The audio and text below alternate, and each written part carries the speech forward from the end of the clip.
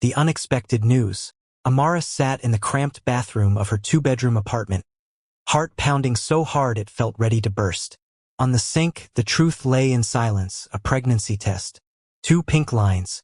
Bold, undeniable. She had blamed her nausea on stress, skipped meals, or oily roadside food, but deep down she knew. Now the answer glared at her, stripping away every excuse. Her thoughts dragged her back to that night at the club. Blaring music, blurred lights, too much alcohol, and a stranger's touch that lingered longer than it should. She barely remembered his name. One reckless night and then silence. He had promised to call, but his number grew cold, always busy, then switched off. A ghost she wished she could erase. But there was also Say, quiet, persistent, dependable. He had no wealth, no car, no flashy lifestyle, just a struggling printing business and a kind heart. He checked on her, brought food when he could, asked about her day. And one night, when loneliness pressed too hard, she had let him into her bed. Now, staring at those 2 lines, Amara realized she carried a life, but had no idea whose it was. The confession. For 2 days she walked with the secret burning inside her.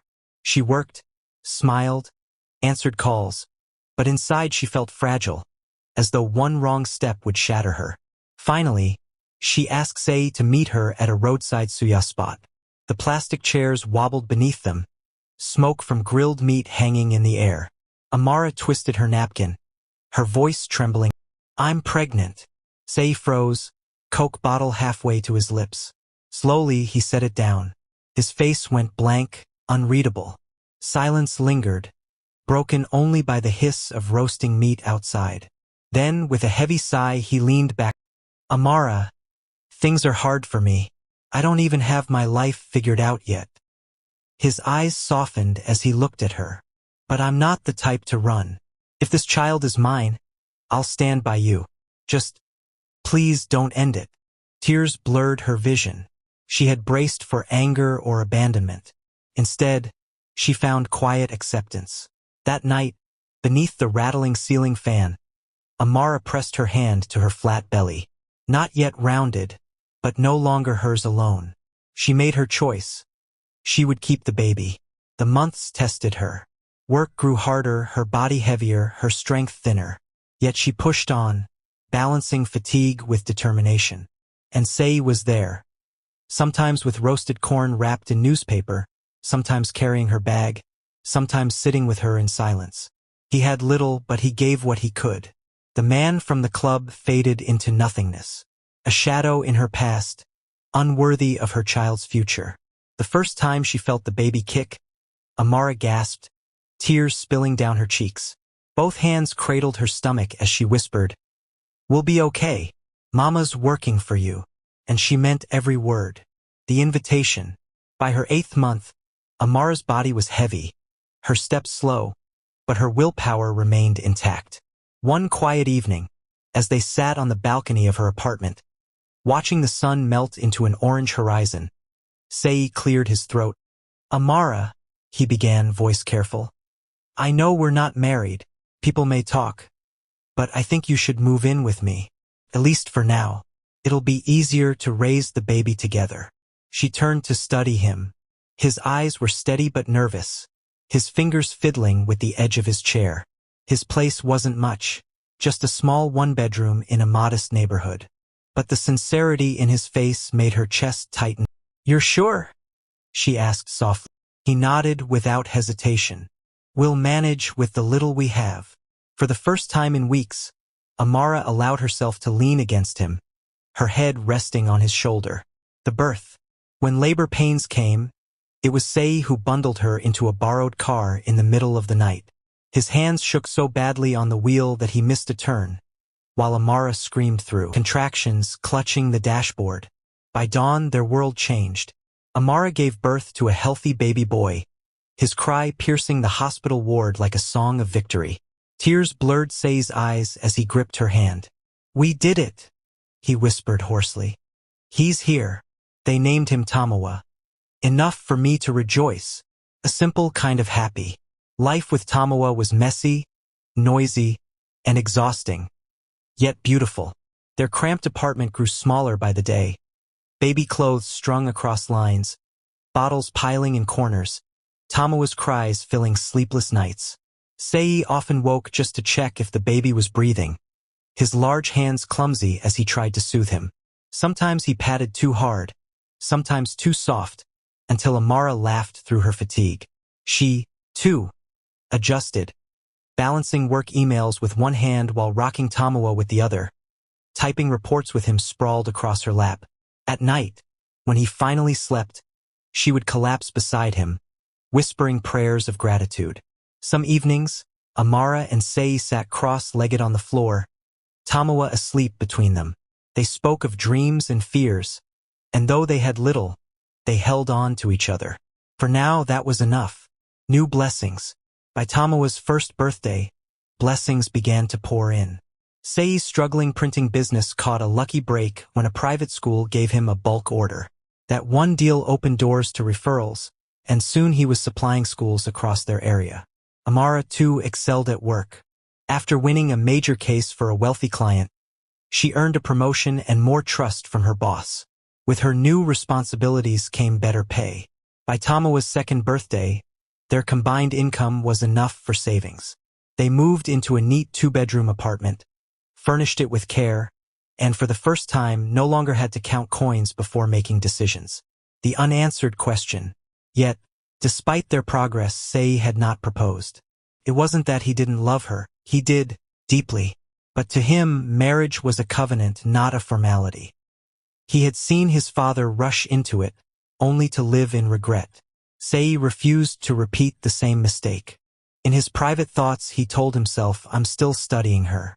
Money changes people. Let me see her when she's comfortable. Change came. At first, it was subtle. Amara began dressing better, her hair and nails always polished. She attended more work events and carried herself with a confidence Sei admired. But then came the tone. Don't worry, Sei. You won't understand. This is corporate stuff. Or, you don't have to come. It's not really your kind of crowd.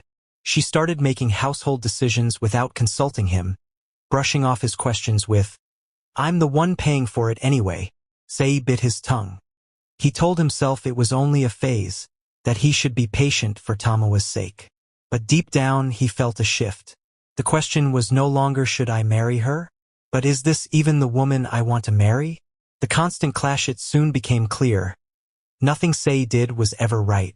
If he came home early, she wrinkled her nose. You've closed already? Are you even hustling enough? How will we grow like this?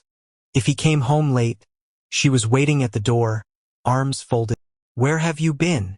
Which woman kept you this long? Do you think I'm stupid? At first, he tried to explain calmly. Amara, I was with a client. I was at the shop, sorting an order. But explanations no longer mattered. Her questions had turned into accusations. Small things became sparks for conflict. Shoes left near the couch, laundry folded the wrong way, even how he played with Tamoa. If he laughed at a friend's text, she snapped, keep those silly jokes for your girlfriends. Sei endured it all in silence. Day after day, he buried the hurt deeper, repeating to himself, be patient. Watch. Learn. But inside, something was breaking. The final straw. It was late evening when Sei dragged himself home. His shirt clinging to his back with sweat and the faint smell of ink from the printing shop still on him. His shoulders ached from lifting deliveries all day, and his head pounded from hours in the sun. He wanted nothing more than a shower, food, and silence. But silence was the one thing Amara never gave him. The moment he stepped through the door, her voice rose sharp, cutting through the room. So you've started keeping late nights again?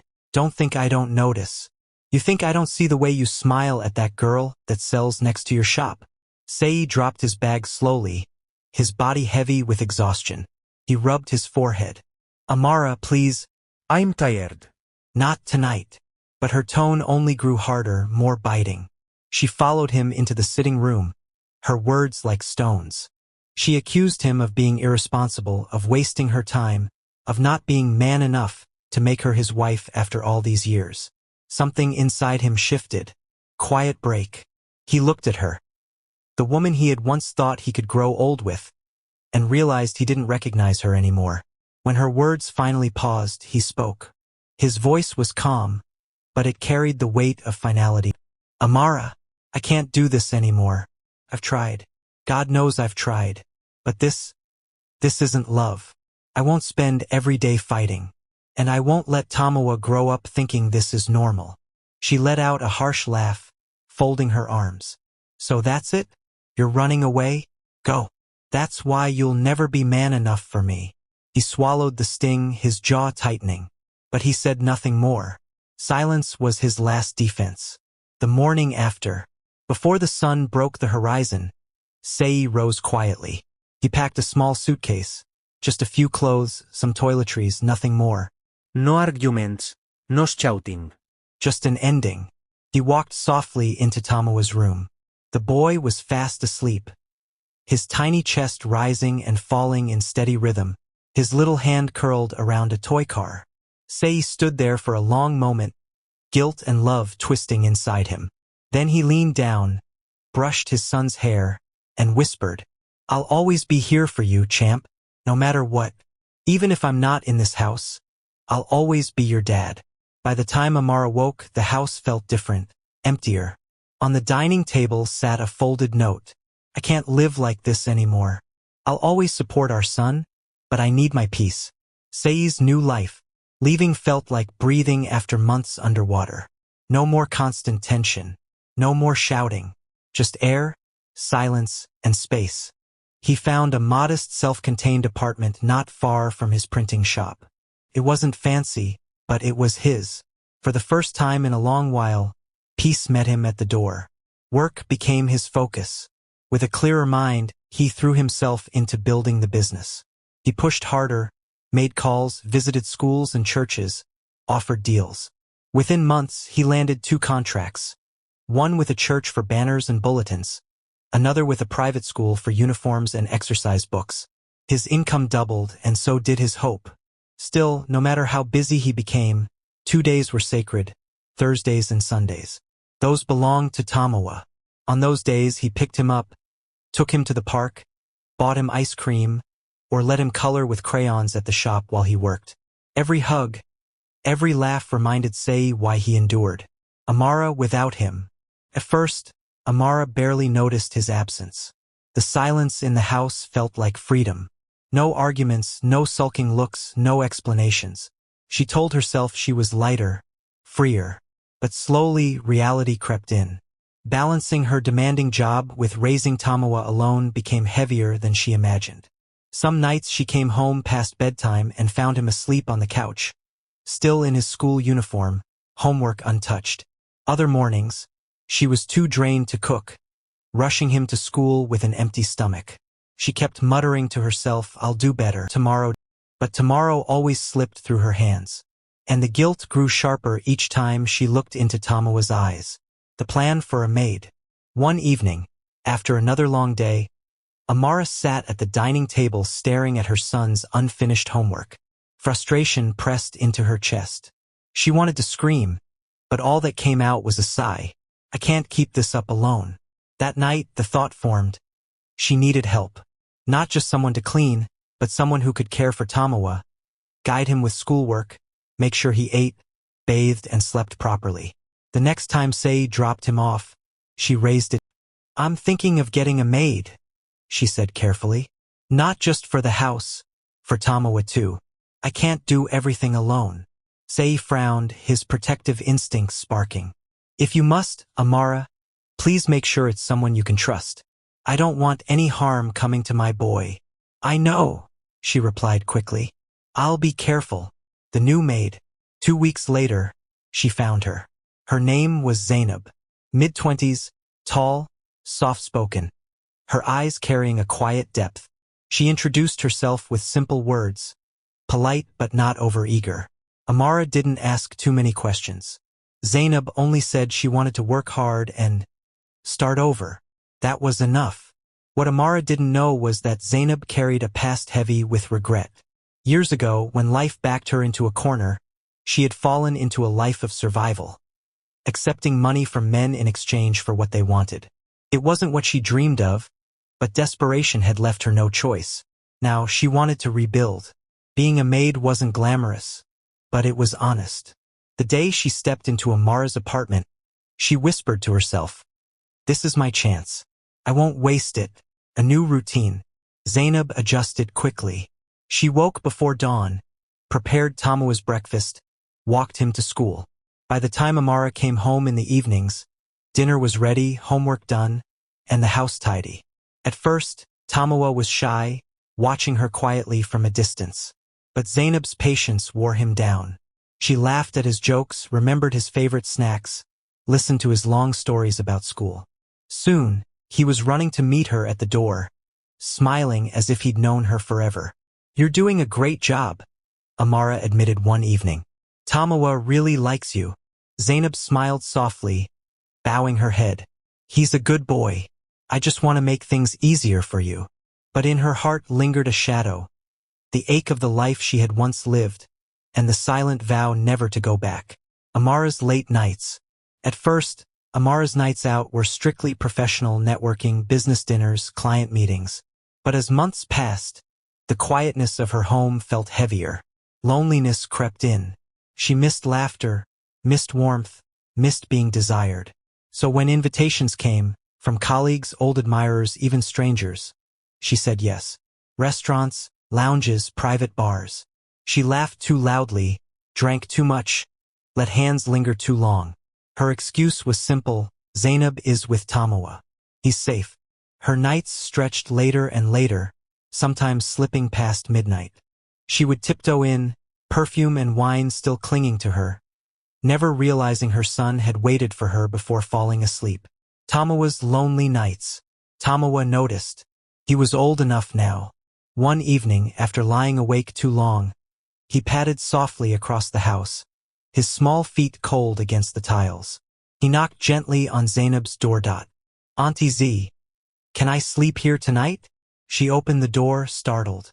But when she saw him, small, sleepy-eyed, holding his teddy, her heart softened. "Come in," she whispered. He climbed into her bed and curled against her, his head on her arm. She wrapped him close, protective, almost like a mother. Within minutes, his breathing grew steady in her warmth. A new habit. It happened again the next week. And the week after. On the nights Amara stayed out, Tamoa slipped into Zainab's room. Sometimes he talked about cartoons, about school, about little fears that bubbled in his chest. Other times, he only wanted her arms around him until sleep came. Zanab never refused him. She told herself she was only filling a gap, making sure he didn't feel alone. But in her heart, she worried. Worried she was crossing an invisible line Amara would never understand. A growing distance. Amara didn't notice. She still loved her son, still provided, but unknowingly she was slipping out of his nighttime world. Tamoa stopped waiting for her kiss at bedtime, stopped looking for her voice in the dark. Instead, he looked for Zanab. And slowly, without anyone planning it, Zanab was becoming more than just the maid in his young eyes. It was a calm Saturday afternoon, the kind that made the whole neighborhood seem to exhale at once. The air was hot but not unbearable, the sun slanting through the curtains in Amara's house and painting faint golden lines across the tiled floor. Somewhere outside, a blender whirred from a neighbor's kitchen. Children's voices carried from the street, shouts, laughter, the squeak of bicycle tires on rough pavement. The knock at the door came sharp, but not unfamiliar. Zanab, who had just finished wiping down the living room table, went to answer. When she pulled the door open, she found Sei standing there. He wasn't dressed to impress, just a simple polo and jeans, but there was a brightness in his eyes, that unmistakable eagerness of a father arriving to see his child. Before Zanab could greet him, a thud thud thud echoed down the hallway. Tamoa came racing, his little feet slapping against the tiles, his voice already ringing out. "Daddy!" He crashed into Sei's legs, with so much force that Sei had to step back to steady himself. Laughing, he scooped the boy up into his arms, pressing a kiss against his cheek. "Ah, my guy, look at how big you're getting," he said, spinning him just enough to make Tamoa squeal. The boy clung to his father's neck for a moment, then wriggled free, turning to Zanab with the seriousness only a 6-year-old could muster. Auntie Z, don't forget to keep my drawing safe. Okay? I left it on the table. Zanab crouched until her eyes met his. Her smile was soft, motherly. I won't forget. I'll keep it right where you left it. She straightened his collar instinctively, brushing an invisible speck from his shirt. Now go on, have fun with Daddy. For a moment, Sei didn't move. His eyes lingered, not on Tamoa, but on the way the boy's small hand reached naturally for Zanab's. The way his face softened when he looked at her. It wasn't casual. It wasn't small. It was the kind of bond that whispered, "This person feels like home to me." By the time Sei returned with Tamoa, the boy was happily exhausted from the day's adventures. Sei helped him change into his pajamas, tucked him into bed, and kissed his forehead before stepping back into the sitting room. He didn't leave immediately. Instead, he waited. Amara arrived close to 9 p.m., her heels clicking against the tiles like a warning bell. Her hair was freshly styled, her lips painted a deep red that caught the dim light. She smelled of perfume and nightlife, her aura radiating impatience, as though her return was a chore rather than a homecoming. We need to talk, Sei said before she could head toward her room. Amara sighed heavily, dropping her bag on the sofa. Talk about what? I'm tired. I've noticed something, he began carefully. Tamoa is very close to Zanab, closer than I expected. I'm not saying it's bad, but it's different. Almost like he's more attached to her than... Amara cut him off with a sharp roll of her eyes. Obviously he's close to her. She spends all her time with him. That's literally why she's here. That's what I pay her for. That's not the point, Sei pressed, his tone calm but firm. I'm his father. I can see it. He's clinging to her because you're hardly here. A child doesn't need to complain for you to notice when something's missing. Amara's jaw tightened. So what do you want me to do, Sei? Quit my job? Sit at home like a housewife while the world passes me by? You think money doesn't matter? You think I don't care about him? That's not what I'm saying. His voice was quieter now, almost pleading. I'm saying your presence matters more than you think. Don't let him grow up seeing someone else as the parent who was always there. But Amara was already heading toward her room, waving him off. You're overreacting. The boy is happy. That's all that matters. Sei didn't push further. He left the house that night, but the unease clung to him as he drove. His thoughts replayed the way Tamoa had clung to Zanab earlier, the quiet way his son had looked at her, as if saying without words, "This is the person who makes me feel safe." Sei tightened his grip on the steering wheel. He knew children's hearts. They were tender, fragile things, and he knew how quickly loyalties could shift. Not with noise and chaos, but with a quiet drift, the kind that no one noticed until it was too late. Life inside Amara's house was steady, almost predictable. Mornings were for chores, afternoons for Tamoa, evenings for preparing meals and tidying up. By day, she was occupied enough not to notice the silence. But when the house settled into stillness at night, the emptiness pressed in on her. She would lie on her bed, staring at the ceiling, listening to the hum of the fan and the faint traffic outside. Memories crept in, the shadow of her old life, a life she had buried but not forgotten. Men's attention once constant. Touch, sometimes for money, sometimes for desire. It wasn't sex she longed for now, not exactly. It was something softer, deeper, the warmth of being wanted, the comfort of a body next to hers, the feeling of being seen. She had vowed never to return to the woman she once was. But her body hadn't forgotten what closeness felt like. Some nights the ache gnawed at her so strongly she tossed and turned, clutching her pillow as though it could replace the arms she missed. Tamoa's nightly visits. And then there were the nights when she heard it, a soft knock at her door. When she opened it, there he was, Tamoa, sleepy-eyed, clutching his pillow like a shield. His whisper was always the same. Auntie Z, can I sleep here? Her heart melted each time. Come, she would sigh gently, stepping aside. He would climb onto her bed, curling into her side like a little bird seeking shelter. Sometimes he was asleep in minutes, his small fingers holding on to her arm. Other times he whispered stories about school, about the games he played, about missing the days when his parents were together. Those confessions, murmured in the dark, left a bittersweet ache in Zanab's chest. She never turned him away. She stroked his hair, hummed lullabies when he stirred, and whispered reassurances until he drifted off. In his small world, she had become the constant he could count on. Over time, the connection between them grew roots. Zanab could read him like a book. She knew he liked his cereal crunchy, not soggy. She knew when he needed quiet and when he craved attention. She knew how long to stretch bedtime stories so sleep would finally claim him. When nightmares startled him awake, it was Zanab he ran to. When he achieved something at school, it was her applause that made him beam with pride. She wasn't trying to replace anyone. She was simply present. And presence, in a child's world, meant everything. Amara's distance. Amara saw the closeness but never worried. If anything, it freed her. That's why I hired her, she reminded herself. Zanab's reliability gave her permission to live as she pleased. So she did.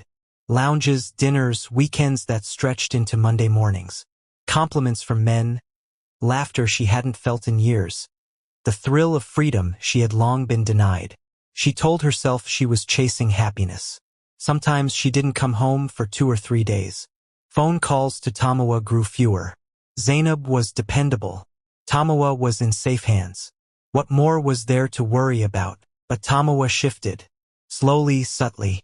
The spark that once lit up his face when Amara returned began to fade. One evening, she came in smiling, arms open wide. Tamoa looked up, nodded politely, then returned to his toys. The first time, she laughed it off. The second time, she frowned. By the third, she stopped opening her arms altogether. Zanab noticed too, but she said nothing. Instead, she filled the gaps quietly, steadily, giving the boy a presence his mother had long stopped offering. The conflict inside her. And yet, every night, when Tamoa finally drifted into dreams, Zanab faced her own battles. She was nurturing, maternal, protective. But once the silence returned, her own body betrayed her, reminding her of the intimacy she missed. It wasn't the reckless desire of her past. It was the ache of wanting to be loved, wanted for who she was now, not who she had been. But she vowed never to let that longing intrude here. Not with this boy who trusted her completely. So she lay awake most nights, staring at the ceiling, torn between who she had been, who she was becoming, and the uncertain future that stretched before her. One evening, lying in the dark with her thoughts spinning, she decided she needed some kind of release, something to quiet the ache and help her sleep. She started using her fingers gradually to look for the spot. She found it and was touching herself, playing with her clit. Then she reached orgasm. Even at that, she wanted more. It was way different from the one you do with someone. The feeling was different. She just wanted a man to be on top of her and take charge like always. The following night, she was still doing it with her fingers. While it was going on, she didn't hear Tamoa knocking countless times, because she was close. Then he entered. He was shocked what he saw. He saw her playing with her vaginal and moaning loudly. When Zanab heard some footsteps close to her, she checked what it was. She froze, lo and behold, it was Tamoa, watching her. She couldn't explain. She stopped and asked him to come. He climbed the bed. She took his fingers and tell him not to tell his mother. He nodded. She directed him on using his fingers to play with her clit. Immediately, he didn't get it at first, but with time he did. She gasped, said yes, he continued. Innocent Tamoa never knew what it was. But he liked it. He was just 4 years old. She reached the peak and then relaxed. It continued like that for months, sometimes morning and night. He was no longer coming to Zanab's room because he was lonely. It became a pattern, which his mum never saw. Rather, when she discovered, it was already too late. Tamoa turned 6, broke with soft sunlight streaming into the little home. For most children, birthdays came with balloons, presents, and cakes carefully arranged by their mothers. But in this house, it wasn't Amara who made the day special, it was Zanab. For weeks she had been quietly preparing. With her modest wages, she couldn't afford much, but she gave what mattered most, her heart. The night before, long after the house had grown silent, she stayed up in the kitchen. With no fancy mixer or baking tins, she stirred the vanilla batter by hand, humming softly as though her song itself would sweeten it. When the cake finally baked, she dusted it with colorful sugar crystals she had bought at the corner shop, her small way of adding sparkle to the boy's day. On the counter lay a neatly folded red t-shirt with Champion emblazoned across the chest. It was a gift she had saved for weeks to buy. To anyone else, it was just a shirt. To Zanab, it was her way of whispering to the boy, "You are loved. You matter. You are enough." That morning, Tamoa's laughter rang through the hallway. Barefoot and excited, his gap-toothed smile lit up the room like sunshine. He was ready to welcome his special day, though he didn't yet know who had labored to make it so. Then came a knock. Zanab opened the door to find Sei standing there, balloons in one hand, a brightly wrapped gift in the other. "Happy birthday, champ!" he exclaimed, scooping Tamoa into his arms. The boy squealed in delight, clinging to his father as though nothing else in the world mattered. Sei spent the entire day with his son. They chased pigeons at the park, swung until the boy's laughter blended with the breeze, and later shared plates of steaming jollof rice and fried chicken at his favorite eatery. By the time he brought Tamoa home, both father and son carried the glow of a day well spent, the kind of memory that lingers in the heart long after the balloons have deflated. Amara's absence. Evening came, and Tamoa ran inside eagerly, expecting to find his mother waiting. He looked around the living room, his small voice hopeful. "Where's Mummy?" Zainab's heart tightened. Folding the laundry in her hands, she forced a smile. She crouched beside him, brushing a strand of hair from his forehead. "She'll be back soon," she said gently, though she had no idea when Amara would return. The truth was painful. Amara hadn't been anywhere near home that day. She was across town, dining and laughing with a man who wasn't her husband, swept away by attention and flattery. Somewhere between the clink of glasses and the hum of restaurant chatter, she had let her son's birthday slip from her mind. Zainab's personal mission. Zanab couldn't bear to see Tamoa's excitement fade into disappointment. She went to the kitchen, brought out the little vanilla cake, and pressed 6 tiny candles into its surface. "Come, birthday boy," she called, her voice bright. Tamoa's eyes widened as he saw the glowing candles. Wonder filled his face. "Make a wish," Zanab whispered. The boy clasped his hands, whispered a secret prayer, and blew out the candles in one determined puff.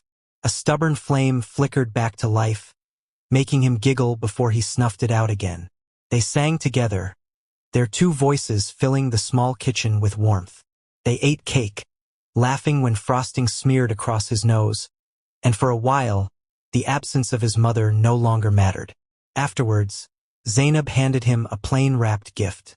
Inside was a small toy car. His face lit up brighter than any candle.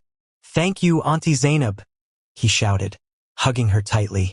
In that hug, Zanab felt something stir within her, a blend of tenderness and responsibility. She was no longer just the housemaid. She was becoming the anchor of this child's joy.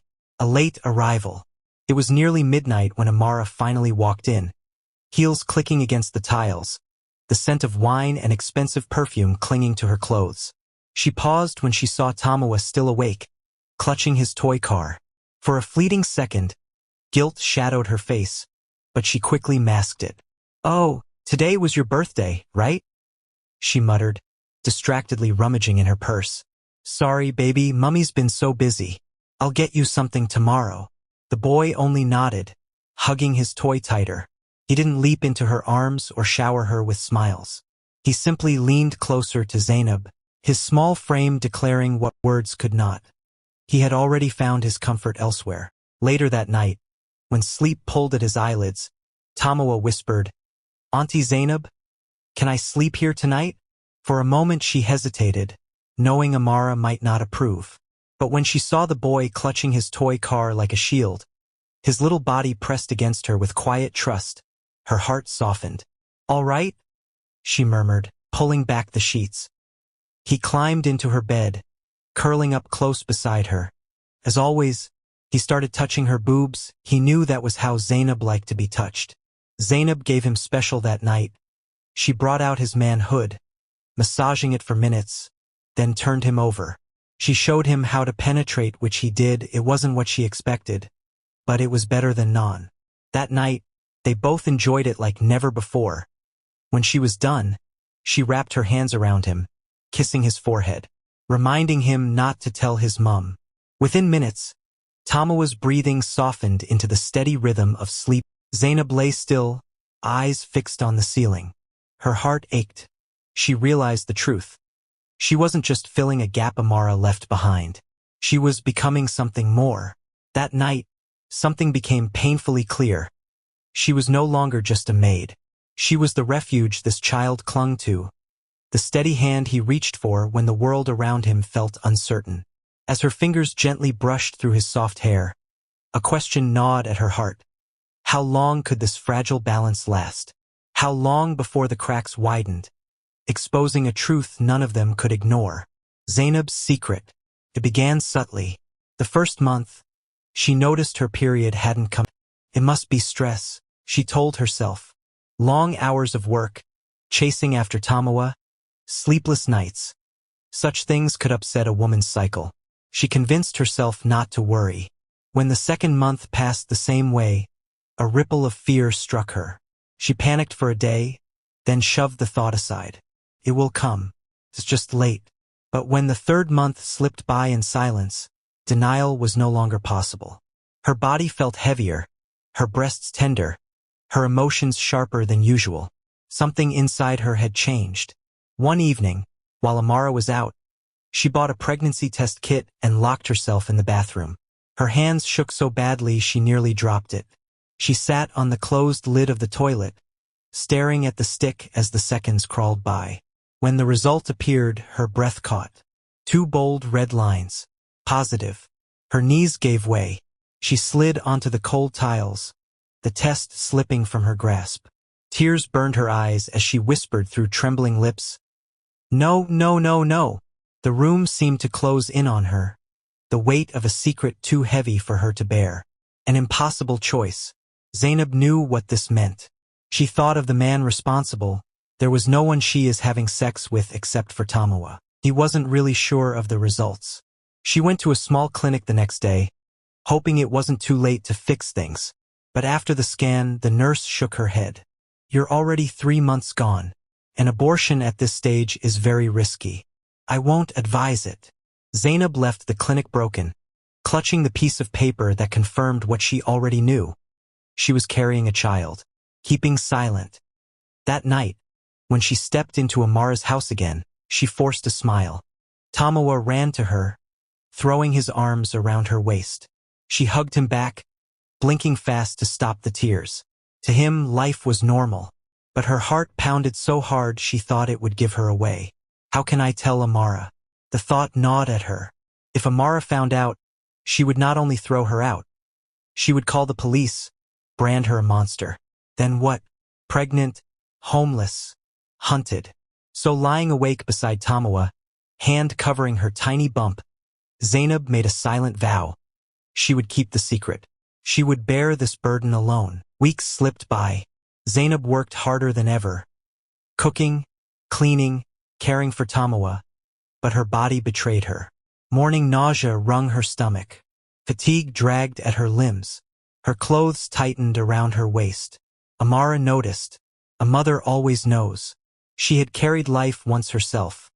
She recognized the changes no woman could disguise. One quiet afternoon, with Tamoa asleep, she called Zanab into the dining room. The clock ticked loud in the heavy silence. "Zanab," she said softly, pointing to the chair opposite. "Sit." Zanab obeyed, her heartbeat thundering, her palms slick with sweat. "How many weeks late are you?" Amara asked suddenly, her voice calm but razor-sharp. Zanab froze, eyes glued to the table. "And who," Amara continued, her gaze burning through her, "is responsible for this pregnancy?" The silence stretched until Zanab's tears began to fall. Her sobs became the answer she could not speak. Amara leaned back slowly, her chest rising and falling. So it's true, she whispered to herself. The promise. The silence cracked only with Zanab's weeping. Finally, she lifted swollen eyes, her voice a broken whisper. Madam, if I tell you the truth, will you promise not to send me away? Amara frowned, unsettled. What do you mean? Please, Zanab begged. Promise me you won't chase me out. I have nowhere else. No one else. This baby needs me alive. Please, madam, I beg you. Amara's stomach tightened. Something dark hovered in Zanab's words, something that terrified her to hear. Against her better judgment, she nodded slowly. Fine, I won't send you away, but you must tell me everything. Zanab's breath shook. Her lips parted. It's Tamoa. The earth stood still. Amara's head snapped up, eyes wide with disbelief. What did you just say? Zanab cradled her stomach, sobbing. I didn't mean for it to happen. He came to me at night, said he was lonely. I only wanted to comfort him, but it went too far. Couldn't stop it. And now, she collapsed, covering her face. Amara staggered back, gripping the table to steady herself. My son! Her voice cracked, trembling with fury. Zanab, my only son? Her voice thundered, rattling the walls. Do you even understand what you're saying? Do you know what you've done? Zanab dropped to her knees, sobbing harder. I know, madam. I know. Please, don't throw me out. I beg you. I didn't plan it. I swear I didn't. Amara's mind spun with rage, shame, disbelief. Her whole body shook. She wanted to scream, to strike, to erase the words from existence. But the truth was already alive, lodged like a dagger in her chest. The question later, alone in her bedroom, Amara paced restlessly. No, couldn't be true. Tamoa was just a boy. Zanab must be lying. But memories pierced her denial. Tamoa curled in Zanab's bed when she returned late. The strange closeness they shared. Dread spread through her. She called him into her room. Mummy, you called me? He asked cheerfully, holding his football. His innocence made her throat close. She pulled him close, her voice low. Tamoa, tell me the truth. Did Zanab ever ask you to keep secrets from me? He dropped his eyes, twisting the ball in his hands. Then softly he nodded. Yes, Mummy. Her blood froze. What do you mean, yes? I like her, he said simply. Amara's chest tightened. Shut up. What do you mean you like her? She's always here, he whispered. When you're not around, she plays with me. At night I go to her room and we do things. She told me not to tell you. Amara's hands flew to her mouth. No, no, no, no, she cried, shaking her head violently. But her son looked up, eyes earnest. It's true, Mummy. We do it every day. Her world collapsed. Enough, she screamed, her voice shattering. Go to your room. Startled, Tamoa fled. Amara crumpled to the floor, clutching her chest, sobbing uncontrollably. The truth had been spoken, and it had destroyed everything. The night of regret, Amara locked herself in her bedroom, her whole body shaking. Tears poured freely, her whispers jagged and broken. This is my fault. Every bit of it. Sei warned me. He begged me to be more present for Tamoa. But I was too busy chasing men, chasing happiness that never lasted, chasing emptiness. Her sobs deepened until her chest ached. What kind of mother abandons her own child like this? That night, she couldn't bring herself to leave Tamoa alone. Quietly, she crept into his room, gathered his small body into her arms, and carried him back to her bed. She held him tightly, as if afraid the world might snatch him away again. His tiny heartbeat thudded against her chest, steady and untroubled. She kissed his forehead again and again, wetting his hair with tears. He drifted quickly into sleep, untouched by the burden of the truth he had spoken. But Amara's eyes remained wide open, her heart breaking as she memorized the innocence in his face. I failed you, my son, she whispered into the darkness. But never again, never again. The morning after, by dawn, Amara's eyes were swollen, her body drained from a night of sleepless grief. With trembling hands, she reached for her phone and dialed the only person she trusted. Say, please, can you come? It's urgent. An hour later, he was standing in her living room, his face etched with worry. Amara, what happened? You sound shattered. Her lips quivered as she motioned for him to sit. Then, through sobs, she poured it all out. Zanab's pregnancy, the confrontation, and Tamoa's devastating confession. Say's face turned ashen. His eyes widened, disbelief written all over him. He buried his head in his hands. My God, Tamoa, our little boy. Amara grabbed his arm, crying harder. It's my fault, Say. I wasn't there for him. I left him with her. I abandoned my child. And now this. Say shot to his feet, pacing the room, clutching his head. No, no, no, no. This can't be true. This can't be happening. His voice broke as he turned back to her. Amara, she can't just walk away from this. Zanab can't leave free, as if nothing happened. She shattered our son. She destroyed. His words faltered, swallowed by rage and sorrow. Amara nodded, her face streaked with tears. I know, but what do we do? The police? The courts? The world? How do we even begin to fix Tamoa? The room went silent.